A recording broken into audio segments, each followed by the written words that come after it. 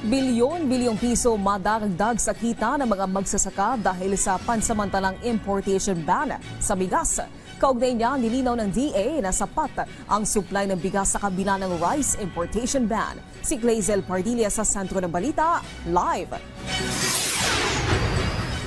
Naomi, tiniyak ng Department of Agriculture na sapat ang supply ng bigas. Sa kabila ito ng nakaambang pagpapahinto ng pag-aangkat ng bigas sa susunod na buwan. Sa liit ng kinikita sa paglalako ng candy, tig 20 pesos na bigas ang inaasahan ni Lola Edna para makatawid sa pang-araw-araw na gastusin. Mahalaga po sa amin, mahirap. Mas matipid po dito.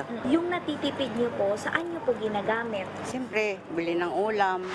Simula Setyembre, pansamantalang ipatitigil ni Pangulong Ferdinand R. Marcos Jr. ang pag-aangkat ng bigas. Tatagal ng 60 araw ang importation ban. Sa kabila nito, paglilinaw ng Department of Agriculture, tuloy ang bentahan ng tig 20 pesos na bigas. Sapat ang volume, ang supply, inventory ng ating bigas. Wala tayong inasahan ng biglaan, sudden price surges ng bigas in the coming days, even with the import ban. Para kanino nga ba ang rice importation ban? Ayon sa palasyo, layo nitong protektahan ang mga magsasaka sa panahon ng anihan.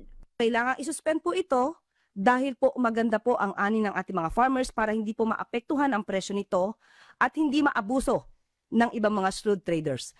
Tala ng Bureau of Plant Industry, pumalo na sa 2.4 million metric tons ang dami ng inangkat na bigas simula Enero hanggang Hulyo ngayong taon. Dahil mas mura ang imported rice, binabarat ang ani ng mga magsasaka. For the last month, past 2 months, the prices have been at 8 to 10 pesos per kilo.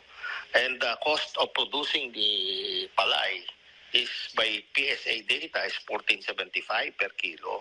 So there's a big loss that is being experienced by the farmers. The importation ban definitely will help them. Dapat immediate but nevertheless, it still is a good move and a welcome news for us. Sa pag-iikot ng DA sa Nueva Ecija, mula 11 pesos nakaraang linggo, tumaas na ngayong araw sa 15 pesos ang per kilo ng palay matapos i-anunsyo ang rice importation ban.